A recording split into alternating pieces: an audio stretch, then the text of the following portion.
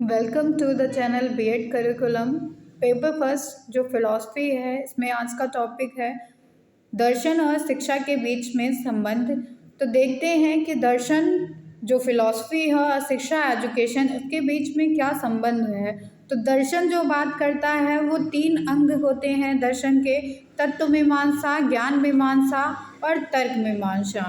तो तत्व मीमांसा ज्ञान और तर्क को एक मीमांसा में रखा गया है और मूल्य और आचार्य को एक मीमांसा में रखा गया है।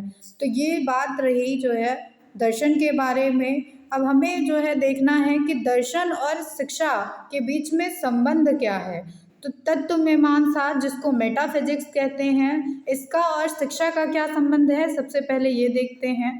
तो किसी भी दर्शन की तत्व मीमांसा में इस ब्रह्मांड के वास्तविक स्वरूप और उसमें मानव जीवन के तार्किक विवेचना की जाती है। तो जो तत्व मीमांसा है, इसमें यह जो ब्रह्मांड है उसका वास्तविक रूप कैसा है और ये जो मानव जीवन है इसके तर्क के बारे में, इसके तात्विक के बारे में विवेचना की गई है एवं मनुष्य जीवन के मूल उद्देश्य क्या है उसकी व्याख्या की गई है।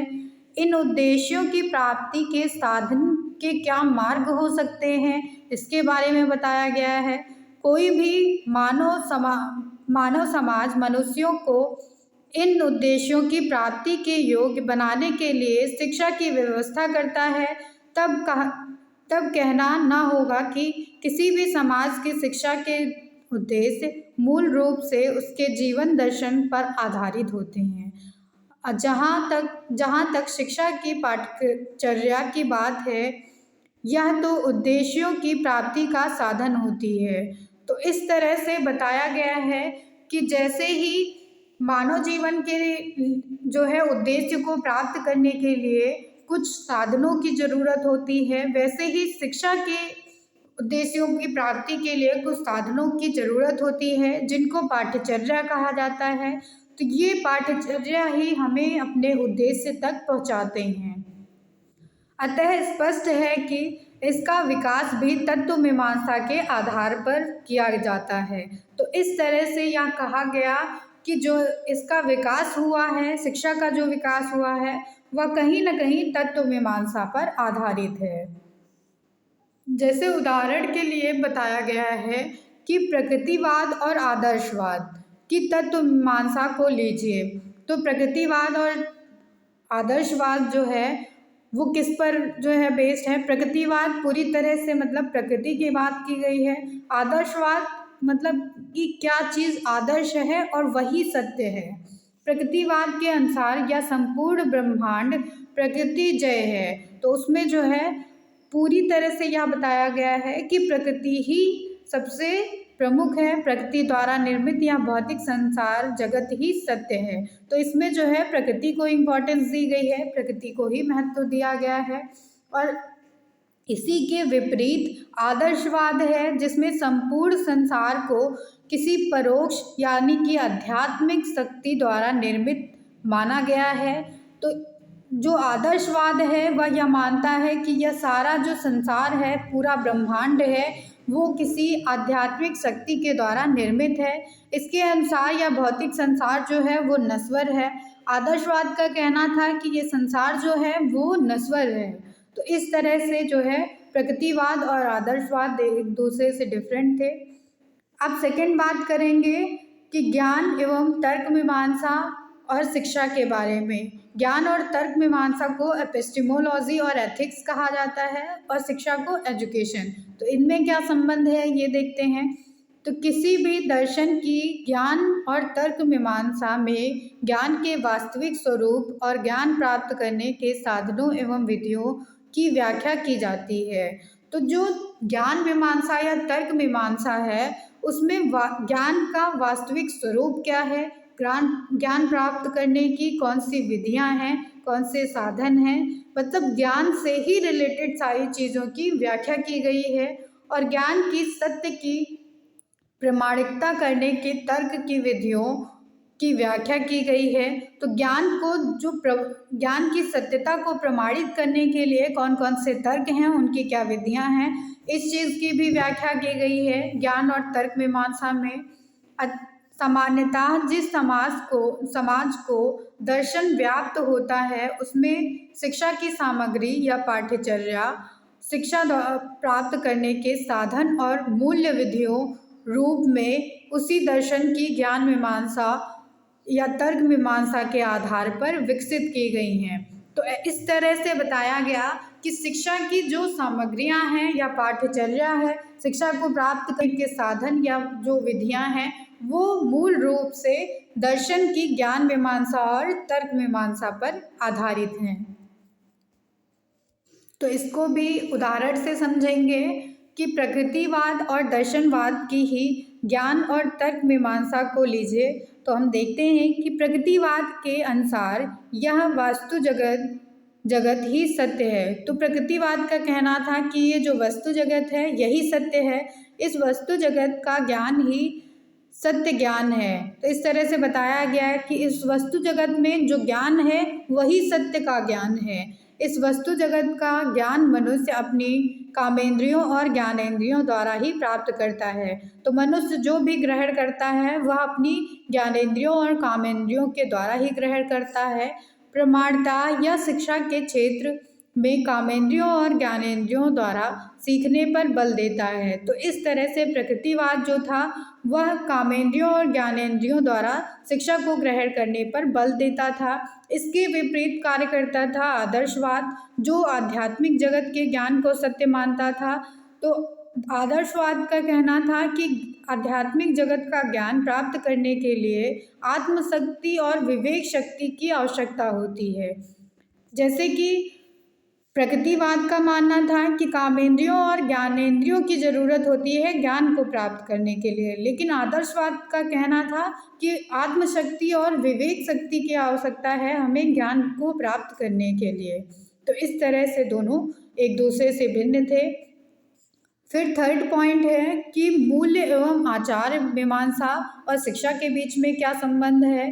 तो axiology and ethics and education, किसी भी दर्शन की मूल या आचार मीमांसा मूल रूप से उसकी तत्व मीमांसा पर आधारित होती है। इसके अंतर्गत मनुष्य के आदर्शों, मूल्यों तथा कारणीय अकारणीय कर्मों की व्याख्या की जाती है। तो इस तरह से बताया गया कि मूल्य और आचार मीमांसा में मनुष्य के जितने भी आदर्श होते हैं, मूल्य होते हैं, कारणीय और अकारणीय कर्म हैं, उनकी व्याख्या की जाती है। किसी भी समाज मनुष्यों को इन दर्शनों, मूल्यों का ज्ञान कराने और उन्हें कारणीय कर्मों के संपादन में प्रशिक्षित करने के लिए शिक्षा की व्यवस्था करता है। तब कहना ना होगा कि किसी भी समाज की शिक्षा के उद्देश्य, उसकी पाठ्यचर्या, अनुशासन के स्वरूप, अनुशासन प्राप्त करने की विधियाँ। तो इस तरह से जो है बताया गया है कि जो शिक्षा होती है वह पूरी तरह से शिक्षा के उद्देश्यों पर बेस है। उसकी जो है पाठ्यचर्या क्या है, उसमें क्या अनुशासन लिए गए हैं, अनुशासन की विधियाँ क्या हैं, शिक्षक शिक्षार्थियों के बीच में कर्तव्य कैसे हैं, उनके बीच में आपसी संबंध कैसे हैं, दर्शन के मूल्य मीमांसा पर ही आधारित हैं। तो दर्शन की मूल मीमांसा ही शिक्षा के इन सारे फील्ड से डील करती है।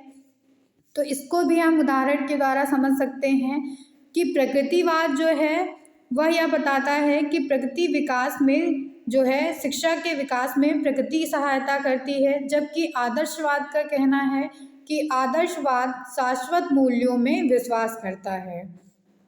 तो ये जो है प्रकृतिवाद और आदर्शवाद ने बताया है मूल्य और आचार मीमांसा के बारे में। अब देखते हैं कि दर्शन का शिक्षा पर प्रभाव क्या है। तो फिलॉसफी कैसे एजुकेशन को इफ़ेक्ट कर रही है, इसके बारे में जानते हैं। किसी समाज की शिक्षा मुख्य रूप से उस समाज के स्वरूप, उसके दार्शनिक चिंतन, शासन तंत्र, आर्थिक व्यवस्था, मनोवैज्ञानिक तथ्यों, वैज्ञानिक प्रगति पर आधारित होती है। तो इस तरह से जो समाज होता है उसकी शिक्षा समाज के स्वरूप पर ही निर्धारित होती है। इसमें दर्शन का बहुत बड़ा जो है प्रभाव होता है। दर्शन की तत्व मीमांसा से शिक्षा के उद्देश्य एवं पाठ्यचर्या, ज्ञान एवं तर्क मीमांसा से पाठ्यचर्या एवं शिक्षण विधियाँ, मूल्य और आचार्य मीमांसा से शिक्षा के उद्देश्य, शिक्षक और शिक्षार्थियों के कर्तव्य, अनुशासन का स्वरूप निश्चित किया गया है। तो इस तरह से बताया गया है कि शिक्षा में दर्शन का क्या इफेक्ट है। तो उसके लिए इसकी जो 3 जो है अंग हैं दर्शन के, वो इसमें बहुत बड़ा रोल प्ले करते हैं। तो दर्शन का जो तत्व मीमांसा है वह शिक्षा के उद्देश्य और पाठ्यचर्या को डिसाइड कराते हैं। दर्शन का जो ज्ञान और तर्क मीमांसा है वह पाठ्यचर्या और शिक्षण विधियाँ क्या होती हैं उनमें रोल प्ले करता है। और मूल्य और आचार्य मीमांसा जो है वो शिक्षा के उद्देश्य, शिक्षक और शिक्षार्थियों के बीच के कर्तव्य और अनुशासन के स्वरूप को निश्चित करता है। तो इस तरह से दर्शन शिक्षा को प्रभावित करता है। तो ये कुछ पॉइंट हैं जिनके द्वारा भी समझा जा सकता है कि दर्शन का शिक्षा पर क्या प्रभाव है। तो दर्शन और शिक्षा का संप्रत्यय क्या है, तो ये देखते हैं। दर्शन शिक्षा के स्वरूप की व्याख्या करता है। इस व्याख्या में हमें शिक्षा की सही संप्रत्यय का ज्ञान होता है। तो दर्शन ही वह है जो हमें ज्ञान के सही संप्रत्यय का अनुभव कराता है। फिर उसके बाद दर्शन और शिक्षा के उद्देश्य। तो दर्शन के द्वारा ही शिक्षा के उद्देश्य तय किए जाते हैं। दर्शन और शिक्षा के पाठ्यचर्या। तो दर्शन का जो ज्ञान और तर्क मीमांसा है वो शिक्षा की पाठ्यचर्या को डिसाइड करने में बहुत बड़ा रोल प्ले करता है। दर्शन और शिक्षण विधियाँ जो हैं, तो दर्शन के द्वारा दर्शन का जो तर्क और ज्ञान मीमांसा है वो शिक्षण विधियों को जो है निर्धारित करता है। फिर दर्शन और अनुशासन की बात करते हैं। तो दर्शन के मूल्य और आचार मीमांसा जो हैं वो शिक्षा के अनुशासन को तय करते हैं। फिर है दर्शन और शिक्षक शिक्षार्थी के बीच में संबंध। तो दर्शन का जो मूल्य और आचार मीमांसा है वो शिक्षक और शिक्षार्थी के बीच में संबंध कैसा होना चाहिए उसके बारे में बात करता है। तो इससे पहले हमने समझा कि दर्शन का शिक्षा पर क्या प्रभाव है। अब हम समझेंगे कि शिक्षा का दर्शन पर क्या प्रभाव है। तो शिक्षा कैसे दर्शन को प्रभावित करती है ये समझेंगे। शिक्षा मनुष्य के विकास की आधारशिला है। तो मनुष्य का जितना विकास होता है वो शिक्षा पर ही आधारित है। इस तरह से जो है शिक्षा कैसे दर्शन को प्रभावित कर रही है ये देखते हैं। शिक्षा दर्शन के निर्माण की आधारशिला है। तो दर्शन का निर्माण कैसे होता है उसके लिए शिक्षा जो है आधारशिला का काम करती है। इसके लिए 3 तत्व हैं: अवलोकन करना, चिंतन करना और मनन करना। इन तीनों की आवश्यकता होती है दर्शन के निर्माण और विकास के लिए। देन सेकेंड पॉइंट है शिक्षा दर्शन की जीवित रखती है। तो शिक्षा ही है जो दर्शन को जीवित रखती है, क्योंकि शिक्षा के द्वारा जो है सृष्टि सृष्टा, आत्मा परमात्मा, जीव जड़, जन्म मृत्यु, इन सारी चीज़ों की व्याख्या की जाती है। फिर थर्ड पॉइंट है कि शिक्षा दार्शनिक सिद्धांतों को मूर्त रूप देती है।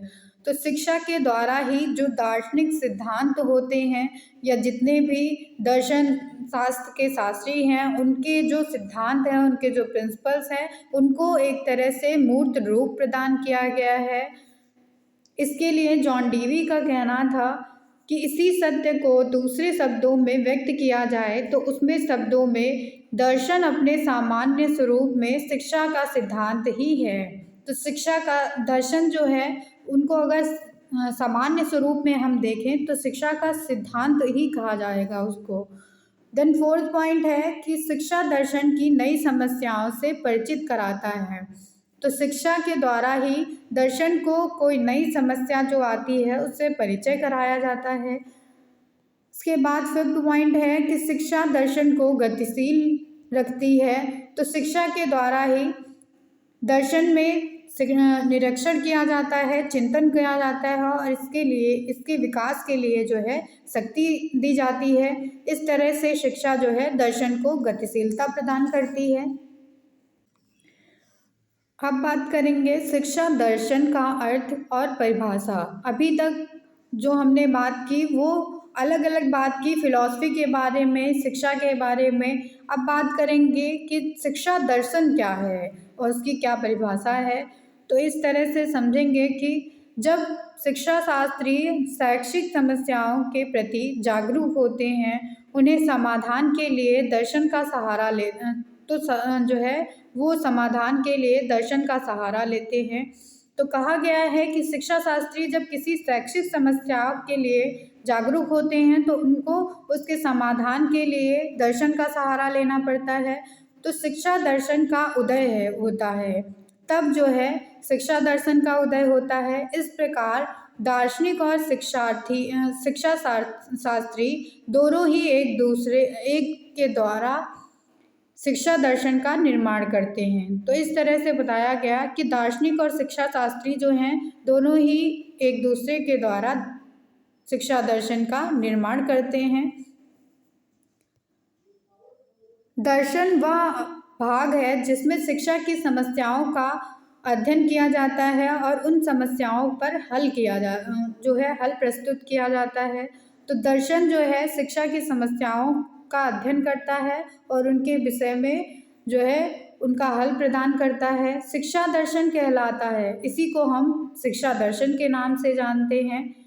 तो पाश्चात्य विद्वानों में हेंडरसन ने अपने शब्दों में बताया है कि शिक्षा दर्शन शिक्षा की समस्याओं के अध्ययन में दर्शन का प्रयोग है। तो शिक्षा दर्शन जो है फिलॉसफी ऑफ एजुकेशन, वह शिक्षा में अगर कोई समस्या आती है तो उसके अध्ययन के लिए दर्शन का जब हम प्रयोग करते हैं तो उसको शिक्षा दर्शन कहा जाता है। इस तरह से एक और डेफिनेशन बताई गई है कि शिक्षा दर्शन दर्शन की वह शाखा है जिसमें मनुष्य और उसकी शिक्षा के स्वरूप की व्याख्या विभिन्न दार्शनिक मतों पर आधारित की जाती है और उसकी शिक्षा संबंधी समस्याओं के दार्शनिक हल प्रस्तुत किए जाते हैं। तो इस तरह से जो भी समस्या आती है शिक्षा के स्वरूप में, उसकी व्याख्या में, उसको दार्शनिक मतों के आधार पर उसका जो है सुझाव दिया जाता है, उसमें सुधार किया जाता है। इसी को शिक्षा दर्शन कहा गया है। तो शिक्षा दर्शन की प्रकृति कैसी होती है, इसकी विशेषताएं क्या क्या हैं, इसके बारे में जानेंगे। तो शिक्षा दर्शन जो है वो दर्शन शास्त्र और शिक्षा शास्त्र दो विषयों के संयुक्त चिंतन की एक उपज है। मतलब शिक्षा शास्त्र और दर्शन शास्त्र के मिलाने पर जो बनता है वो शिक्षा दर्शन है। यह एक अंतरनुशासन इंटरडिसिप्लिन है जो शिक्षा की समस्याओं के दार्शनिक समाधान की खोज की ओर प्रवृत्त है। तो ये जो है एक तरह से इंटरडिसिप्लिन है। यह एक तर्क प्रधान शास्त्र है। तो शिक्षा दर्शन जो है वो एक तर्क प्रधान शास्त्र है। ये जो है प्रयोग सिद्ध नहीं है। तर्क शास्त्रों में यह व्यक्तिनिष्ठ शास्त्र है। तो ये एक जो है सब्जेक्टिव शास्त्र है शिक्षा दर्शन। इसमें हर एक चीज़ जो बताई गई है उसके पीछे उसका जो है लॉजिक बताया गया है। शिक्षा दर्शन जो है एक तरह से आधार का काम करता है इस ब्रह्मांड के अंतिम सत्य की व्याख्या करने के लिए। शिक्षा दर्शन में विभिन्न दार्शनिक मतों के आधार पर ज्ञान के स्वरूप और ज्ञान प्राप्त करने की विधियों की व्याख्या की गई है। शिक्षा दर्शन में विभिन्न दार्शनिक मतों के आधार पर मनुष्य जीवन के मूल्य, उद्देश्यों और मूल्यों की व्याख्या की गई है। शिक्षा दर्शन एक निर्देशात्मक अनुशासन है। तो ये जो है हमें निर्देश देता है अनुशासन में रहने के लिए। शिक्षा दर्शन एक उदार डिसिप्लिन है। तो ये एक लिबरल डिसिप्लिन है। शिक्षा दर्शन एक क्रिया है। तो ये जो है एक एक्टिविटी है। अब देखते हैं कि शिक्षा दर्शन का विषय क्षेत्र और इसकी विषय वस्तु क्या है। तो इसके लिए अनेक दार्शनिकों के मतभेद अलग अलग रहे हैं, मतभेद रहा है उनमें, उनके भिन्न भिन्न स्वरूपों का प्रतिपादन किया गया है और अनुशासन प्राप्त करने के लिए जिन साधनों और उपसाधनों का उन्होंने प्रतिपादन और समर्थन किया है उनमें भी बड़ी भिन्नता है। तो इस तरह से जो है शिक्षा दर्शन के इन सब का अध्ययन भी किया गया है और उनमें बहुत सारी मतभेद भी पाए गए हैं। शंका और समाधान इसकी पहली जो है विषय वस्तु है।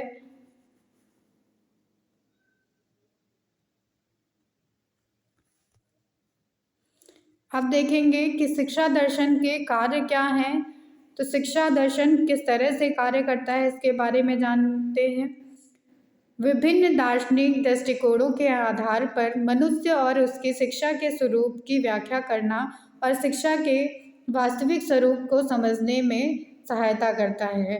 तो जितने दार्शनिक मत हैं उनके आधार पर मनुष्य और उसकी जो है शिक्षा के स्वरूप की व्याख्या करना शिक्षा दर्शन का कार्य है। विभिन्न दार्शनिक दृष्टिकोणों के आधार पर विकसित शिक्षा के उद्देश्यों की व्याख्या करना, समाज राष्ट्र विशेष को अपनी शिक्षा के उद्देश्य निश्चित कराने में सहायता प्रदान करना शिक्षा दर्शन का कार्य है। फिर बताया गया है कि शिक्षा की पाठ्यचर्याओं की व्याख्या करना और समाज और राष्ट्र के विशेष को अपनी शिक्षा की पाठ्यचर्या के निर्माण में सहायता प्रदान करना शिक्षा दर्शन का कार्य है। तो शिक्षा दर्शन के द्वारा शिक्षण विधियों की व्याख्या की जाती है, समाज और राष्ट्र के विशेष की उपयुक्त शिक्षण विधियों का चयन किया जाता है। शिक्षा दर्शन के द्वारा ही शिक्षा के क्षेत्र में शिक्षकों और शिक्षार्थियों के स्वरूप को की व्याख्या की जाती है और उनके अपने अपने कर्तव्य से उन्हें परिचित कराया जाता है। शिक्षा की अन्य समस्याओं को हल प्रस्तुत किया जाता है और संबंधित लोगों को उपयुक्त हल के चयन की सहायता दी जाती है शिक्षा दर्शन द्वारा। शिक्षा दर्शन की आवश्यकता, उपयोगिता और महत्व क्या है तो इसके बारे में जानेंगे। मनुष्य जीवन के स्वरूप का ज्ञान कराना ही शिक्षा दर्शन का उद्देश्य है। तो इस तरह से को देख सकते हैं कि इस ब्रह्मांड और उसमें मानव जीवन के प्रति विभिन्न दृष्टिकोणों का ज्ञान देना शिक्षा दर्शन का काम है और मनुष्य जीवन में विभिन्न उद्देश्यों और उनको प्राप्त करने के उपाय का ज्ञान देना, शिक्षा के संप्रत्यय और उद्देश्यों का ज्ञान प्राप्त कराना, शिक्षा की पाठ्यचर्या संबंधित ज्ञान को देना शिक्षा दर्शन का काम, शिक्षण विधियों का ज्ञान कराना, शिक्षा के अनुशासन संबंधी विभिन्न दृष्टिकोणों का ज्ञान कराना, शिक्षक और शिक्षार्थियों के महत्व कार्यों का ज्ञान कराना, विद्यालयों के स्वरूप और कर्तव्य का ज्ञान कराना, शिक्षा की अन्य समस्याओं का दार्शनिक हल निकालना। तो ये सब जो हैं शिक्षा दर्शन की आवश्यकता और महत्व हैं। इस तरह से जो है हमने देखा कि शिक्षा का दर्शन पर क्या प्रभाव है और दर्शन का शिक्षा पर क्या प्रभाव है और शिक्षा दर्शन क्या है, इन सब के बारे में हमने समझा है। Thank you everyone.